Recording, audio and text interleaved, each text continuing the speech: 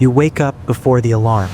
The room is still dark, and faint blue morning light slips through the blinds, drawing thin lines across the wall while the clock reads 5:12 a.m. You didn't wake up because you're rested. You woke up because today you made a decision, a dangerous one. Today is your last job. You lie there staring at the ceiling, listening to the quiet hum of the fan and the distant sound of a car passing outside. Everything feels normal, almost peaceful, but your heart is beating faster than usual. Because in your world, people don't just quit. Your phone sits on the nightstand beside you with 3 unread messages glowing on the screen. You already know what they say: location, time, instructions. The routine never changes. You reach for the phone slowly and unlock it. The first message reads, "Pick up at 9, same route, no mistake, short, simple, cold." You type back the same reply you've sent 100 times before. On it. But this time it's different, because this time it's a lie. You sit on the edge of the bed, rubbing your face, trying to calm the thoughts racing through your mind. Just one more delivery, one last drive, and then you disappear.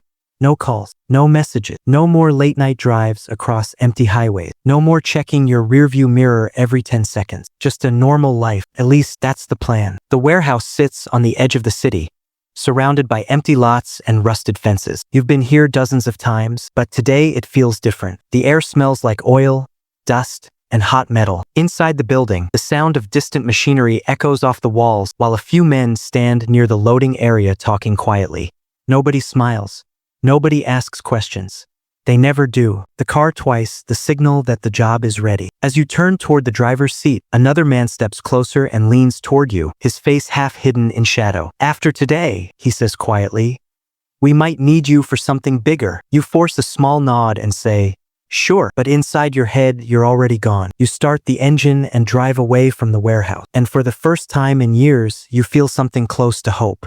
The highway stretches endlessly ahead of you, miles of asphalt cutting through dry land and faded billboards. Traffic is light this morning. Everything feels routine, until you glance at the rearview mirror and notice a white sedan merging onto the highway behind you. At first, it seems like nothing, just another car. But after a few minutes, it's still there. You change lanes. The sedan changes lanes too. You exit onto a smaller road. It exits too. Your grip tightens on the steering wheel. Maybe it's nothing. Maybe it's just coincidence. But in your line of work, coincidences rarely exist. Your phone buzzes in the cup holder. A message appears. "Everything smooth?" You stare at it, but don't reply. A few seconds later, the white sedan finally takes another exit and disappears from view. You breathe out slowly, telling yourself you were imagining things. But the tension in your chest doesn't fade. The drop location is an empty parking garage downtown, quiet and echoing with flickering fluorescent lights. You drive up the ramp to level 3, where a black SUV waits in the corner. You shut off the engine and step out. The silence feels heavy. Opening the trunk, you lift the duffel bag and carry it across the concrete floor while your footsteps echo through the empty structure. The SUV windows are tinted so dark you can't see inside. You place the bag beside the vehicle, step back, and turn away. That's the rule. Never look back. Before you reach your car, your phone buzzes again. "Good work. Next location coming." You stop walking and stare at the screen. This is the moment. Slowly, you lock the phone and slide it into your pocket. Then keep walking. You sit in the driver's seat and start the engine, feeling closer to freedom than you have in years. Then the phone rings. A known number.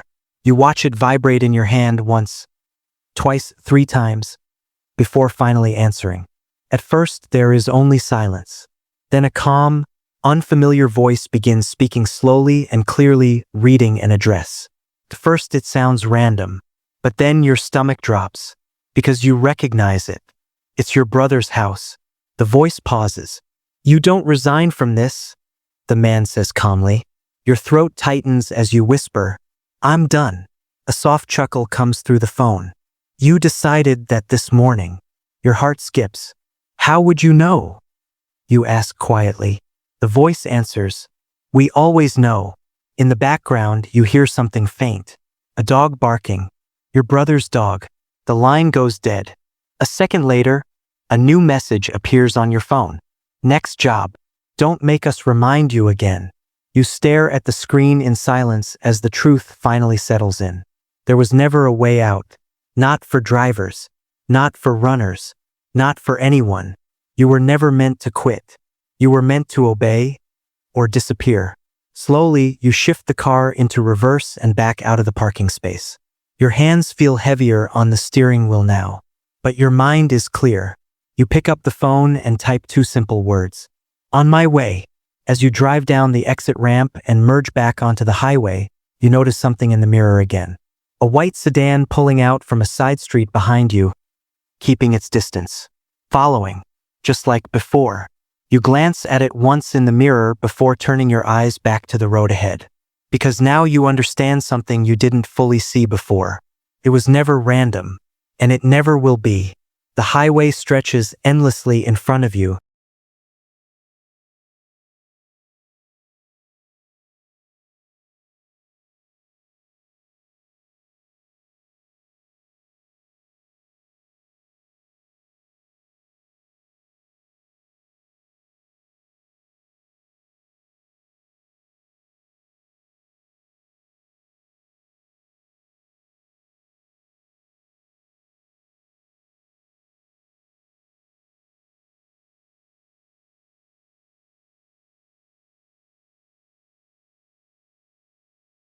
Disappearing into the horizon.